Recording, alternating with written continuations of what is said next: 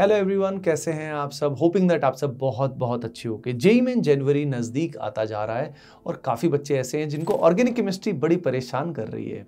Organic chemistry में इतने सारे मैकेनिज्म्स होते हैं, इतने सारे रिएजेंट्स होते हैं।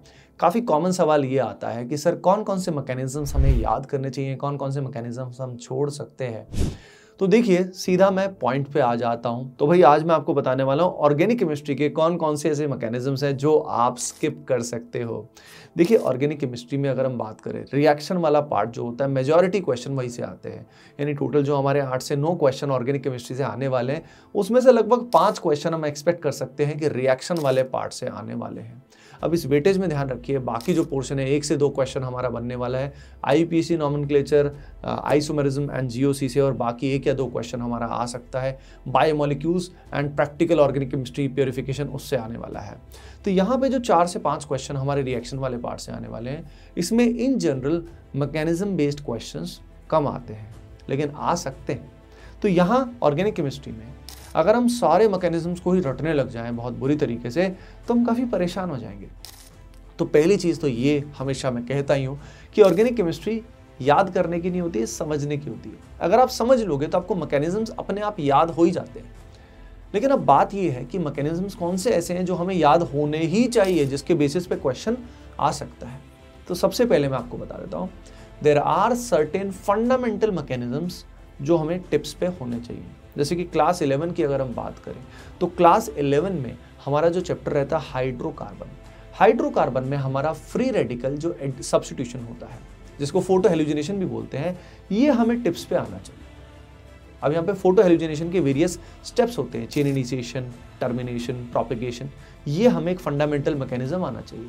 अगर ये हमें ठीक से आता है तो फ्री रेडिकल एडिशन का, यानी जो Markovnikov, anti Markovnikov addition, peroxide effect होता है, वो मैकेनिज्म भी हमें अपने आप समझ में आ जाएगा।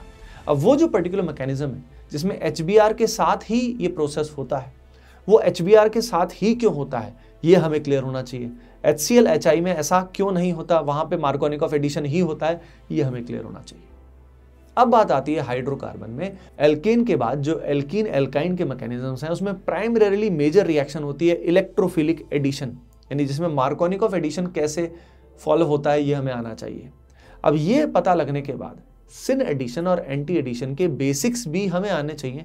कभी कभी उससे रिलेटेड क्वेश्चन भी आ जाता है, बाकी शॉर्टकट से भी नॉर्मली काम चल जाएगा, मैकेनिज्म की जरूरत नहीं पड़ेगी, क्योंकि सिस प्रोडक्ट से क्या कितने प्रोडक्ट बनेंगे, या ट्रांस में ब्रोमिनेशन करोगे तो क्या होगा, या कोल्ड केमिनोफोर डालोगे तो क्या होगा। तो सिन और एंटी के बेसिक्स जरूर आपको कर लेने हैं।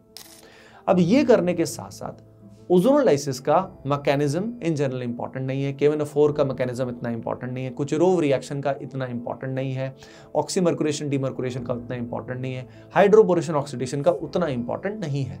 तो मेन 2-3 रिएक्शंस ही आपने देखा जो हाइड्रोकार्बन में इंपॉर्टेंट पार्ट आता है। एरोमेटिक कंपाउंड्स की हम बात अलग से करने वाले हैं। अब उसके बाद आगे बढ़ते हैं। अब यहाँ हेलोजन डेरिवेटिव्स की अल्कोहल ईथर की बात आती है। देखिए, halogen derivatives alcohol and ether में प्राइमरीली 2 तरह के मैकेनिज्म्स हैं। एक तो है सब्स्टिट्यूशन, एक है एलिमिनेशन। सब्स्टिट्यूशन रिएक्शंस में SN1 कैसे होता है, SN2 कैसे होता है, इनके रेट कैसे वेरी करते हैं, रेट कैसे कंपेयर करते हैं, ये हमें ठीक से आना चाहिए। एलिमिनेशन में E1 और खास तौर पे जेईई मेन में E2 बहुत अच्छे से आता है। तो E2 कैसे फंक्शन करता है, किस तरीके से होता है, रेट कैसे कंपेयर करते हैं, प्रोडक्ट कैसे फॉर्म करते हैं, ये आना चाहिए। ये मैकेनिज्म्स भी हमें आना चाहिए। तो फंडामेंटल मैकेनिज्म्स अगर आप यहाँ पे देखो तो कितने मिले आपको, मेनली 4 दिखे ना। उसके अलावा जब हाइड्रोलिसिस ऑफ ईथर होता है, या HI के साथ ईथर की रिएक्शन होती है, या विलियमसन ईथर होती है, ये भी SN1 और SN2 के कंपैरिजन के साथ ही किया जाता है, तो इनको हमें कर लेना चाहिए। ये है SN1 SN2 का ही एप्लीकेशन। यहाँ पे बेंजाइन मैकेनिज्म वगैरह करने की आवश्यकता अपने को बिल्कुल भी नहीं है। अब इसके बाद अगर हम चलते हैं आगे चल के एल्डिहाइड कीटोन्स वगैरह में, जब हम एल्डिहाइड कीटोन्स कार्बोक्सिलिक एसिड में आते हैं, तो प्राइमरीली एल्डिहाइड कीटोन्स का फंडामेंटल मैकेनिज्म होता है न्यूक्लियोफिलिक एडिशन। न्यूक्लियोफिलिक एडिशन का रेट कैसे कंपेयर करते हैं, ग्रिग्नार्ड रिएजेंट की रिएक्शन कैसे होती है, ये हमें ठीक से मैकेनिज्म आना चाहिए। और जो एसिड और उसके डेरिवेटिव्स होते हैं, वहाँ फंडामेंटल मैकेनिज्म्स होता है SNAE, इसमें पहले एडिशन होता है और फिर एलिमिनेशन होता है। ओवरऑल वो भी एक तरह का न्यूक्लियोफिलिक सब्स्टिट्यूशन ही है। ये हमें फंडामेंटल मैकेनिज्म्स आने चाहिए। अब यहाँ पे अगर हम बात करें नाइट्रोजन कंटेनिंग कंपाउंड्स में, तो कुछ तो हमारी नेम्ड रिएक्शन होती है, जिसको मैं अलग से बात करूंगा।